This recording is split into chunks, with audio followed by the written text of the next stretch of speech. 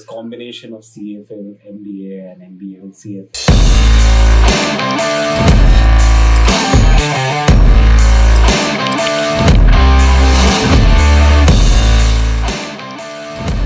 Hi guys, and welcome to Better Me Careers YouTube channel. My name is Alan Manu and I'm a CFA charter holder. And today we're going to be discussing about this important conversations that generally I have with my students is to this combination of CFA with MBA and MBA with CFA, whether to do CFA after the MBA, whether to do CFA during MBA. So all of that we're going to cover here, and hopefully you'll get the clarity, and I think you'll get a lot of insights also that which of these qualifications and what are the purposes of these qualifications. Right? So let's get started. So this is what the order of our discussion is going to be. So we're going to start with the overview of the two qualifications, wherein we will just cover on what the primary objectives to qualifications are.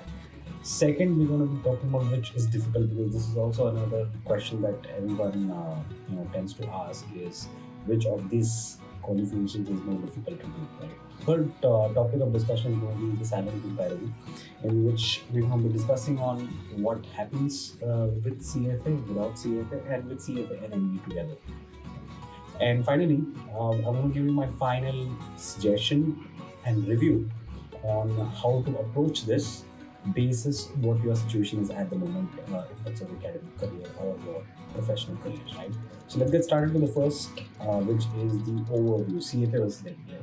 Now, oftentimes this is a confusion because we do not understand what the meaning of these two qualifications is, right?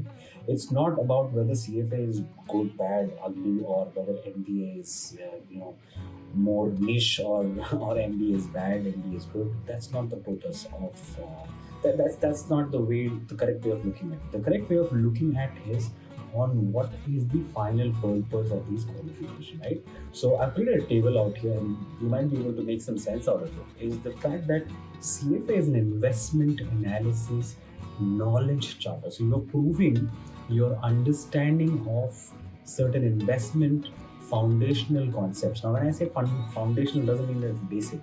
Okay, foundational means as per the industry, that is the basic thing that you should know, right? Its validity is obviously international, so there is no concept of whether you have done CFA from India or whether you have done CFA from US. CFA is a one exam structure which happens, the same exam happens across all nations, right? The cost is of course relatively low because it's an exam at the end, right? It's a charter that you get, right? Whereas an MBA program is a general management qualification. If you look at the history of MBA always has been there to provide these human resources who could enter businesses, because see, in India also and across the world also, there were businesses which were run by families. So they wanted professional managers who could come and take care of different aspects of the business, and hence the MBA syllabus is preparing you to run businesses as opposed to making you prepared to just manage investments, right? So that's where the difference is. Now, recognition and validity obviously is a question because it depends upon which quality or tier college you're doing your MBA from. If you're doing your MBA from a tier 3, tier 2 college, then obviously it has very less meaning to it, right? Because whenever you want to get into an MBA college, you want to get into the tier 1 college, because that is where you will have the kind of companies coming in for recruitment, because the companies would consider a certain level of colleges where they would get the best talent. So if in case you end up in a lower tier college, then it obviously does not serve that purpose, right? Second is in terms of the cost. Of course, MBA program is obviously supposed to be expensive because specifically tier 1 colleges, because there is infrastructure costs, there are good faculty that you have to get, you're providing a lot of resources for you to learn. So obviously there is no comparison of cost also, but just for the purpose of the discussion, I'm saying that obviously any MBA tier 1 college MBA will cost you upwards of 17 or 20 lakhs at the least, right? Now, difficulty.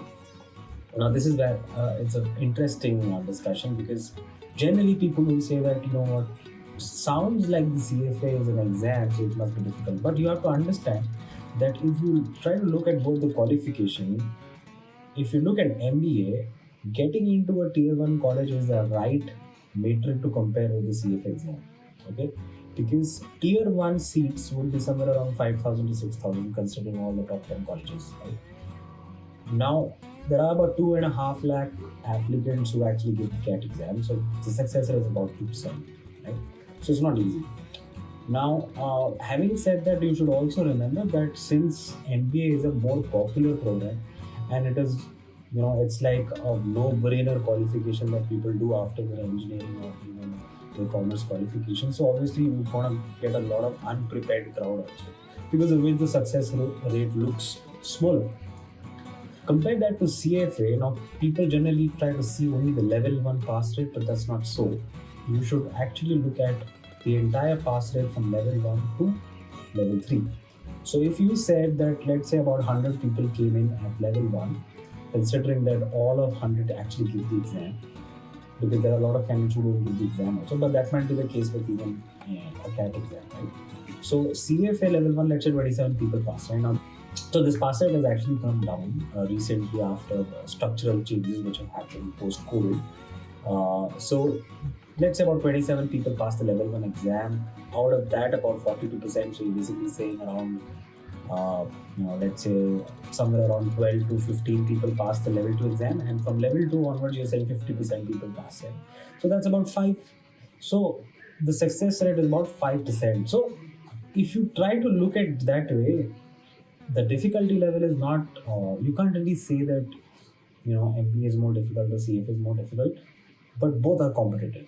Okay, let's look at some salary comparisons. Okay, now, of course, if you start only with CFA level 1 post graduation, then you're going to require some time before you actually reach a certain level of salaries. Typically, I've seen it happens somewhere around 3 to 4 years of experience, as parallel you're trying to do CFA.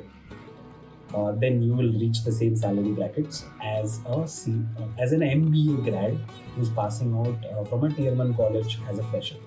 So, but there are obviously pros and cons, because you spend less money. Uh, One. Second is that you don't lose on the income that you generate, even if it is low, right? Because the MBA guy will go for the 2 years, complete sabbatical in which he's not earning anything. And plus, he's spending about 17 lakhs, right? But that's one way of looking at it. If you combine CFA plus MBA, then there are better opportunities, because then if you have done CFA and then you're doing MBA, then obviously in terms of the investment banks and specifically larger finance companies will be very interested in hiring because of your sheer talent, right? CFA with MBA makes a lot of sense if you are already sure that this is what I'm going to do. Okay.